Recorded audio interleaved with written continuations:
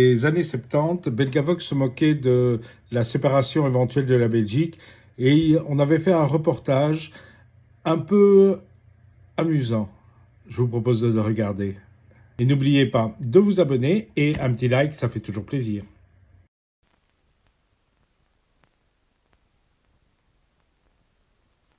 National Broadcasting System, this is Stanley Bennett speaking.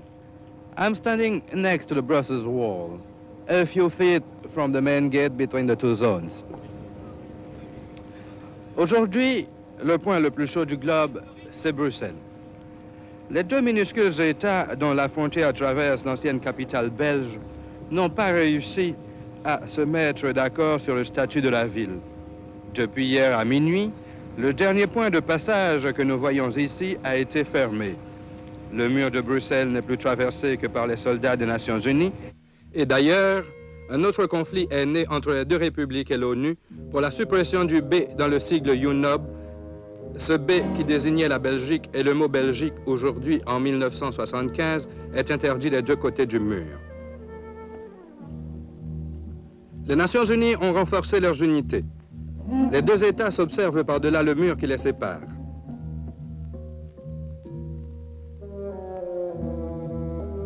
Les deux petites armées, suréquipées, surentraînées par un service militaire obligatoire de 2 ans, se font face dans une escalade perpétuelle.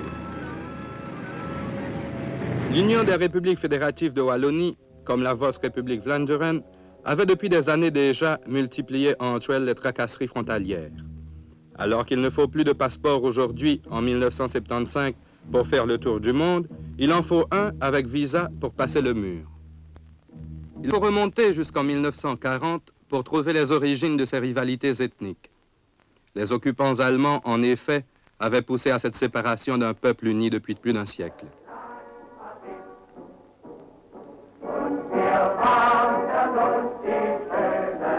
En effet, il y eut des SS flamands. Il y eut des SS wallons.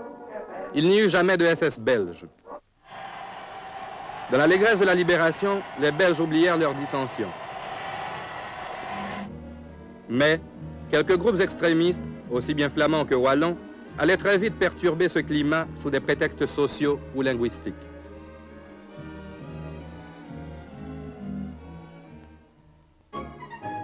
La guerre de Corée voyait pourtant les Belges, flamands et wallons, combattre côte à côte sous la bannière de l'ONU.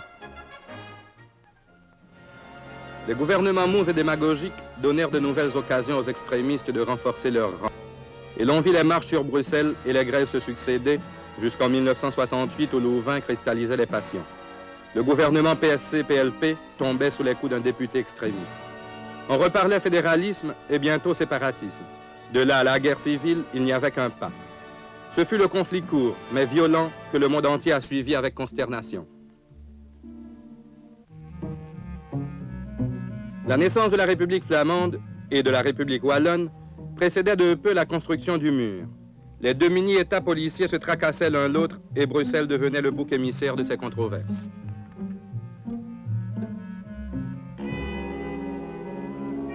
De chaque côté du mur, les patrouilles sillonnaient les rues. Le double contrôle du centre de la ville, sous l'égide de l'ONU, entraînait de nombreuses frictions.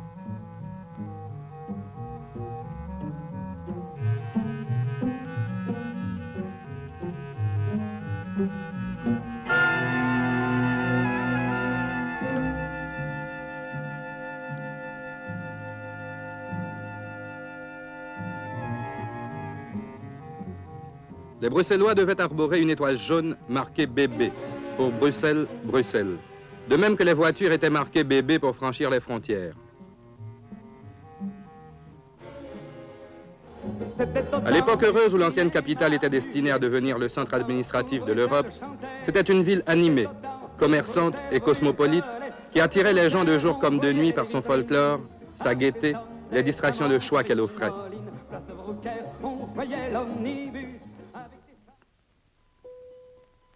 Bientôt asphyxiée par le conflit, Bruxelles devint une ville morte et déserte.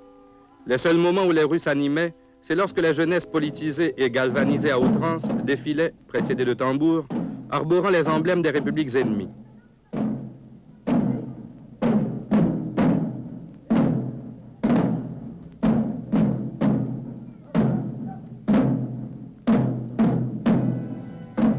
Mais, aujourd'hui, la question linguistique, qui fut à la base de la scission, n'est plus qu'un souvenir, au point qu'il est de bon ton dans les deux républiques de parler la langue de l'autre.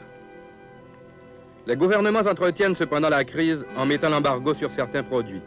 Par exemple, il est actuellement interdit d'importer de la tarte al jott en Vos République et du waterzouille en République fédérative, et les contrôles s'amplifient. Cependant, les Belges existent encore.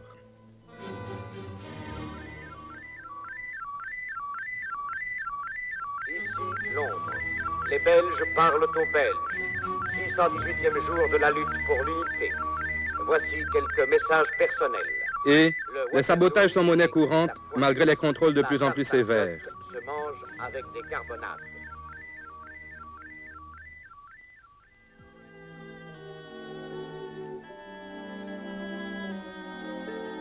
Chaque jour, le mur a ses victimes.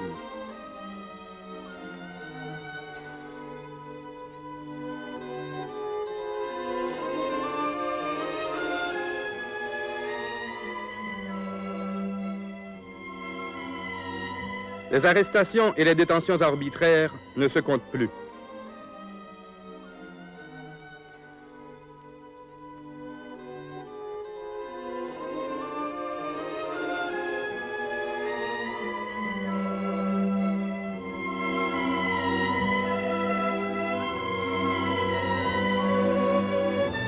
Ouf, ce n'était qu'un cauchemar. Mais attention, demain, cela peut devenir une triste réalité.